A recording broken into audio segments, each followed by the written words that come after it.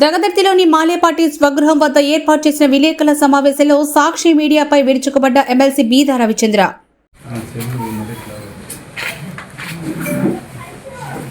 విధి లేని పరిస్థితుల్లో ఈ ఇంట్లో ఈ యొక్క మీడియా సమావేశం నిర్వహించాల్సినటువంటి పరిస్థితి వచ్చింది. వాస్తవానికి మేము 30వ తారీఖు వరకు ఈ కార్యక్రమం వద్దనుకున్నా. సాక్షి లాంటి పనికిమాలిన మీడియా దుర్మార్గమైనటువంటి రాతలు రాస్తే దానికి ఇది సందర్భం కాదు, కర్మక్రతువుల కార్యక్రమం పూర్తయ్యాక స్పందించాలనేటువంటి దీంట్లో ఉందా. చివరికి దాన్ని కూడా సమాధానం చెప్పుకోలేక మేము రాసిన వాస్తవాలకి ఏమీ సమాధానం చెప్పలేనటువంటి అని మళ్ళీ ఒక ప్రచారం మొదలుపెట్టారు. సరే, ఇంక ఇది తప్పదు అనేటువంటి ఆలోచనతో ఈరోజు వారు చెప్పినట్లుగా ఇది కరెక్ట్ కాదు, మనం చెప్పాల్సిందే, సావును కూడా ఈ విధమైనటువంటి దుర్మార్గపు రాతలతో రాజకీయం చేస్తున్నారనేటువంటిది ఆలోచనకు వచ్చి ఈరోజు ఆ కుటుంబ సభ్యులు ఎంతో దుఃఖంలో ఉన్న మీడియాకు వాస్తవాలు చెప్పాలని ఈరోజు అందరం ముందుకు వచ్చాం. సాక్షి పత్రికలో సుబ్బానాయుడు డెత్ బెడ్ మీద ఉంటే చనిపోయినటువంటి దాన్ని కూడా ప్రకటించకుండా ఆస్తుల బదలాయింపు కోసం ఒత్తిడి తీసుకొచ్చి ముఖ్య నేతలు వచ్చి రిజిస్ట్రేషన్లు మణిపాల్ హాస్పిటల్లో చేయించారు. 200 కోట్ల రూపాయల 40 ఆస్తులు బీదా రవిచంద్ర దుర్మార్గంగా భార్య పేరు, కోడల పేరు, తమ్ముళ్ళ పేర్లతో, ఆయన అనుమాయుల పేర్లతో ఆస్తులు బదలాయించుకున్నాడు. ముఖ్య నేత వచ్చి కూర్చొని ఒత్తిడి చేసి ఇవన్నీ అధికారాన్ని అడ్డం పెట్టుకొని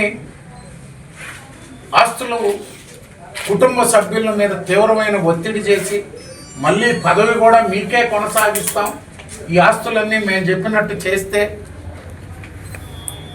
అసలు మీరు కడుపుకు అన్నం తింటున్నారా? మీరు ఒక మనుషుల?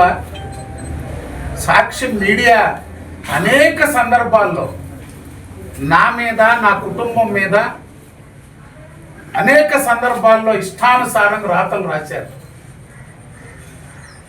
నా భార్య మీద రాశారు, మా కుటుంబంలో అనేక మంది వ్యక్తుల మీద రాశారు. నా కుటుంబానికి, మస్తాన్ రావు కుటుంబానికి గొడవలు ఉన్నాయని రాశారు. ఆఖరికి డైరెక్ట్గా 2 కుటుంబ సభ్యుల పేర్లు పెట్టి వాళ్ళ కుటుంబంలో ఒకరికొకరికి ఆడవాళ్ళకు పట్టం లేదని కూడా రాశారు. నేరుగా సాక్షి కార్యాలయానికి వచ్చి జగన్మోహన్ రెడ్డి ముఖ్యమంత్రి అయ్యాక మీకు దమ్ముంటే మీరు రాసే రాతల మీద రాండి అని చెప్పి సాక్షి కార్యాలయానికి పోయి నిలదీసి అడిగా, నోటీసులు ఇచ్చారు. 1 కాదు, 2 కాదు, 1000 ఎకరాల సాల్ట్ భూములు ఆక్రమించున్నాను, అదొక సపరేట్ రాజ్యం, బీదా రవిచంద్రన్ కాదని ఆ రాజ్యంలోకి ఎవరు అడుగుపెట్టే పరిస్థితి లేదని రాసి రాసి రాసి అలసిపోయారు.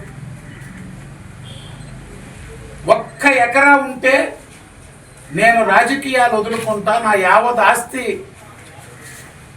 ప్రభుత్వానికి రాసిస్తాను కలెక్టర్లకు ఎత్తుకొని పోయి ఇచ్చారు. అయిపోయినాయి. 2014 నుంచి 24 దాకా ఎయిర్పోర్ట్ భూముల్లో రాసి రాసి బీదా రవిచంద్ర, సుబ్బానాయుడిని అడ్డం పెట్టి చేస్తున్నారని అలసిపోయారు. 5 ఏళ్ళు అధికారంలో ఉన్నారు వైఎస్ఆర్ కాంగ్రెస్ పార్టీ. ఇసుకపల్లిలో నా భూములన్నిటి మీద ఎంఆర్ఓలు, సర్వేయర్లు 10ల సంఖ్యలో వచ్చి సర్వేలు చేశారు. 1 ఎకరా ఒక్క ఎకరా ఏమైనా తప్పు జరిగిందా చూపించగలిగారా?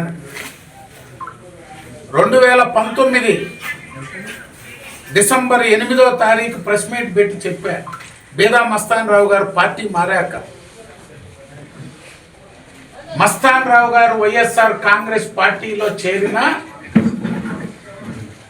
మా కంపెనీలకి రాష్ట్రంలో 9 జిల్లాల్లో ఆస్తులు ఉన్నాయి, అనేక రాష్ట్రాల్లో ఆస్తులు ఉన్నాయి. ఈ 9 జిల్లాల్లో ఎక్కడ ఏ తప్పు జరుగున్నా ఇన్ని సంవత్సరాలు కంపెనీలు నిర్వహించిన నేనే బాధ్యుణ్ణి. మస్తాన్ రావు గారు మీ పార్టీ అయినా ఏ తప్పు జరుగున్నా నేనే బాధ్యుణ్ణి, వెరిఫై చేసుకోండి. ఇది నాకు కొత్త కాదు.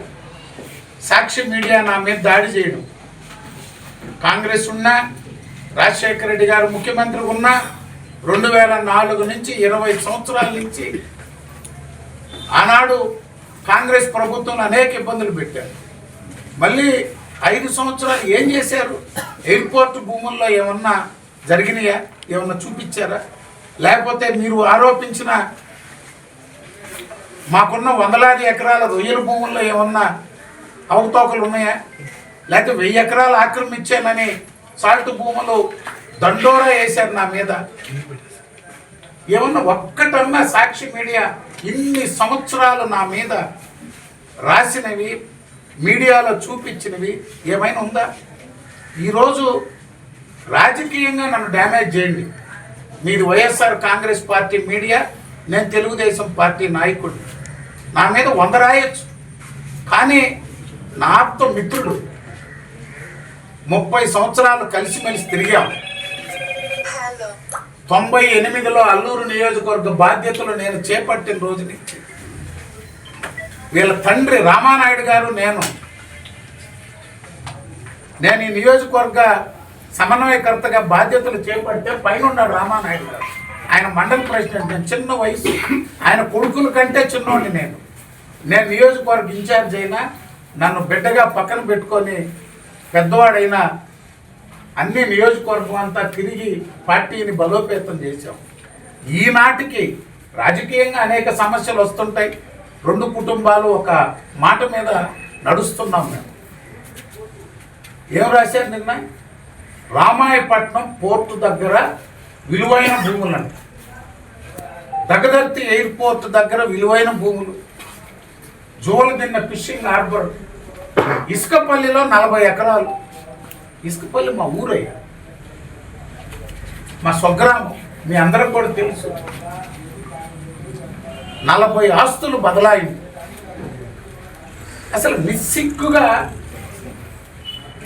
మణిపాల్ హాస్పిటల్కి తీసుకుపోయి రిజిస్ట్రార్లను బెదిరించి సుబ్బానాయుడు చేత రిజిస్ట్రేషన్లు చేయించుకున్నామని చెప్పి రాస్తే ఇంతకంటే దుర్మార్గం ఏముంటుంది? ఆ కుటుంబంకి నాకున్నటువంటి సంబంధాలతో, లేకపోతే వాళ్ళ బంధువులు, లేకపోతే వాళ్ళ అభిమానులు నా మీద ఉన్నటువంటి దీంతో ఇది కరెక్ట్ కాదని అనుకోవచ్చు. కానీ మీరు ఎవరిని డ్యామేజ్ చేశారు? వేదా రవిచంద్ర ఒక్కడిని కాదు, ఒక విలువైనటువంటి కుటుంబం 2 కుటుంబ సభ్యుల్ని కోల్పోతే ఆ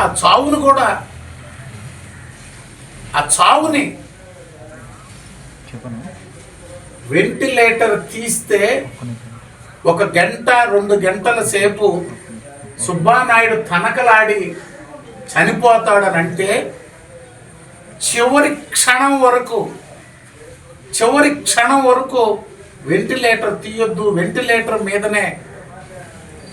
ఎందుకంటే కుటుంబ సభ్యులు ఎందుకు ఆ ప్రాణం ఆ గంట 2 గంటల సేపు వాడిని ఇబ్బంది పెట్టడం, శ్వాస తీసుకోవడం అనేటువంటి ఆలోచనతో పెట్టుకున్నారు.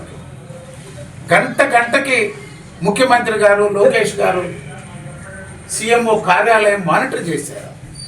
మణిపాల్ హాస్పిటల్లో రిజిస్ట్రేషన్ అన్నారు. ఒక్కటి నేను ఈరోజు సాక్షి మీడియాని మీ ద్వారా ఛాలెంజ్ చేస్తున్నా. ఈరోజు సాక్షి మీడియా మేనేజ్మెంట్ని ఛాలెంజ్ చేస్తున్నా. మీరు రాసిన కథనాల్లో ఏ ఒక్కటి వాస్తవమైన నా యావత్ ఆస్తిని సాక్షి మీడియాకి రాసిస్తా. ఒక్క క్షణం కూడా రాజకీయాల్లో లేకుండా తప్పుకుంటాను నేను. ఇంత దుర్మార్గం మంచిది కాదు. ఇది పొలం ఎవరిది? ఎక్కడో బుచ్చిరెడ్డిపాలెం ఇసుకపాలెం రెవెన్యూలో ఎర్రంరెడ్డి గోవర్ధన్ రెడ్డి తెలుగుదేశం పార్టీ లీడర్ ఈరోజు ఆయన పొలం ఎవరు కొనుక్కున్నారు? సుబ్బానాయుడు, నా మిత్రుడు సుబ్రహ్మణ్యం నాయుడు, పాత మా అల్లూరు నియోజకవర్గం నాయకులు ఇప్పుడు కోవూరు నియోజకవర్గంలో ఉన్నారు. వాళ్ళిద్దరూ కొనుక్కున్నారు. వాళ్ళిద్దరూ డెవలప్మెంట్కి ఇచ్చుకున్నారు. సివి అసోసియేట్స్ 2020 హరిప్రసాద్ రెడ్డి మరొక ఆయన ఫెయిల్ అయిపోయాడు.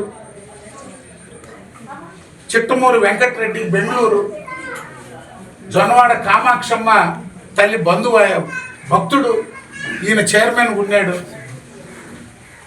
2019లో పొలం కొనుక్కుంటే 2022 దాకా 2.5 సంవత్సరం ఇద్దరు డెవలపర్స్ ఫెయిల్ అయిపోయారు. అక్కడ వాళ్ళకి సమస్యలు ఉంది. గోవర్ధన్ రెడ్డి గారికి, సుబ్బానాయుడు గారికి, సుబ్రహ్మణ్యం నాయుడు గారికి అవన్నీ సమస్యలు తీర్చి నర్రా శ్రీధర్ గారు మీ అందరికీ తెలిసిన వ్యక్తే.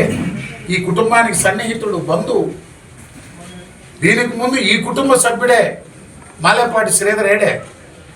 తీసుకోకముందు తీసుకున్న దాంట్లో ఆయన కూడా ఒక పార్ట్నరు. మొత్తం ఫెయిల్ అయిపోయి గోవర్ధన్ రెడ్డికి వీళ్ళకి మధ్యన సమస్యలు ఉంటే పరిష్కరించి 2022 డిసెంబర్లో సెటిల్ చేసి 2023 ఫిబ్రవరిలో సర్వ హక్కులు సుబ్రహ్మణ్యం నాయుడు గారు, సుబ్బానాయుడు గారు వాళ్ళకి ఇస్తే వాళ్ళు బుచ్చిరెడ్డిపాలెం సబ్ రిజిస్ట్రార్ ఆఫీసులో చేసుకున్న రిజిస్ట్రేషన్లు జరిగినాయి. ఎవరైనా కాదంటున్నారా? బుచ్చిరెడ్డిపాలెం సబ్ రిజిస్ట్రార్ ఆఫీసులో రిజిస్ట్రేషన్లు జరిగినాయి. వాళ్ళు ఇచ్చిన పౌర పట్టాలతో అసలు ఆ రిజిస్ట్రేషన్ కాగితాలు పెట్టి ఇసుకపాలెం, బుచ్చిరెడ్డిపాలెంలో ఉండే ఇసుకపాలెన్ని ఇసుకపల్లిగా చూపించి రామాయపట్నం ఏంది, జగదత్తి ఎయిర్పోర్ట్ ఏంది, 200 కోట్ల ఆస్తులు ఏంది ఉన్నారు. సాక్షి మీడియా అని ఒకటే చెప్తున్నా, మొత్తం కావిల్లో రిజిస్ట్రేషన్లు జరిగినాయి అన్నారు. రామిరెడ్డి ప్రతాప్ కుమార్ రెడ్డి గారు ఉన్నారు. ఈ నియోజకవర్గానికే చెంది మొన్నటిదాకా ఎంపీగా ఉన్న సీనియర్ నాయకుడు ఆదాల ప్రభాకర్ రెడ్డి ఉన్నాడు. ఆ లేఅవుట్ గురించి సంపూర్ణమైన అవగాహన ఉంది నల్లపురెడ్డి ప్రసన్న కుమార్ రెడ్డి గారికి. ఎందుకంటే ఈయన ఆ రోజు అక్కడే ఉన్నాడు. వైఎస్ఆర్సీపీ నాయకుడు ఎర్రరెడ్డి గోవర్ధన్ రెడ్డి, సుబ్రహ్మణ్యం నాయుడు గారు ఇద్దరు. ఈ డెవలపర్లు, ఈ గొడవలు అన్నీ ఆయనకు కూడా తెలుసు. విచారించుకోండి, ఆ ముగ్గురిని పెట్టి విచారించుకోండి. అల్లూరులో ఏమైనా జరిగినాయా, కావిల్లో ఏమైనా జరిగినాయా, లేకపోతే ఏదో ఎక్కడైనా రిజిస్ట్రేషన్ జరగవచ్చు అనేటువంటి ఒక్క దీన్ని పట్టుకొని అల్లూరులో జరగాల్సిన రిజిస్ట్రేషన్స్ కావలి సబ్ రిజిస్ట్రార్ ఎక్కడికో పోయి, కావలి ఏమన్నా అడవిలో ఉందా? కావలి అడవిలో ఉందా? కావలిలో ఎవరైనా చేసుంటే, లేకపోతే ఈ రాష్ట్రం 26 జిల్లాల్లో, ఈ 26 జిల్లాల్లో ఎక్కడైనా రిజిస్ట్రేషన్లు జరుగుంటే తీండి. సాక్షి మీడియా వైఎస్ఆర్ కాంగ్రెస్ పార్టీ పుట్టిందే శవరాజకీయంతో, అధికారంకి వచ్చిందే శవాలను అడ్డు పెట్టుకొని అందరూ అలాగే ఉంటారనుకొని సాక్షి మీడియా రాయడం ఇదొక దుర్మార్గం. సాక్షి మీడియాని వదిలిపెట్టం, పురుగు నష్టం దావా వేస్తాం.